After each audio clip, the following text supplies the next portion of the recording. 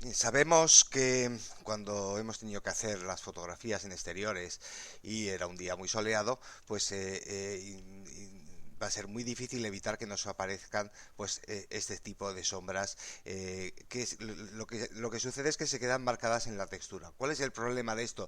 No tendría mayor problema, pero si le introducimos una luz, sea para un renderizado o sea en un visor 3D, vamos a ver cómo funcionaría, porque la sombra que produce esa luz, digamos, quedaría contradictoria, lo veis así, estamos dependiendo del ángulo en el que incida sobre el modelo, con las sombras que contiene la textura, con lo cual, bueno, pues nos puede interesar eliminar o mitigar un poquito estas sombras y que no queden tan marcadas. Bien, con las herramientas que hemos visto por el momento ya podremos hacerlo perfectamente. ¿Cómo? Pues nos vamos al espacio Texture Paint y vamos a colocarnos, por ejemplo, en una vista vertical para hacerlo más cómodamente y vamos a elegir la herramienta del tampón de clonar. Vamos a hacerlo con una fuerza un poquito más pequeña y bueno, vamos a elegir eh, tamaño de pincel de 30, por ejemplo, ¿no?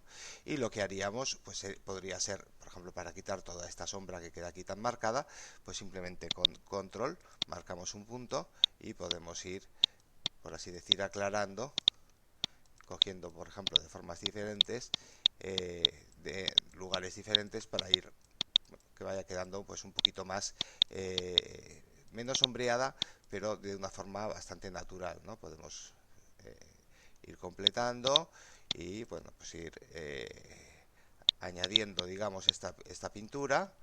También lo podemos hacer, por ejemplo, en las zonas verticales perfectamente, y lo que estamos haciendo es pues, simplemente pintar un poquito encima para mitigar estas sombras, ¿no? Eh, Así podríamos seguir bueno, todo el resto del modelo y pues conseguiríamos, digamos, un modelo como si lo hubiéramos hecho en un día nublado. Por supuesto, como siempre decimos, en realidad estamos con esto alterando lo que documentamos en su día por medio de fotografías. Por lo tanto, si lo hacemos, tenemos que hacerlo pues para un modelo de difusión o de presentación o para hacer algún tipo de renderizado después en combinación con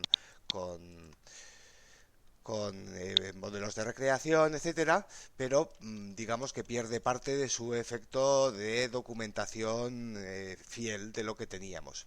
Por supuesto, para terminar, siempre image, porque veis aquí el asterisco image y podríamos hacer save, pero evidentemente no queremos machacar la textura original, save as y lo guardaríamos como con otro nombre diferente.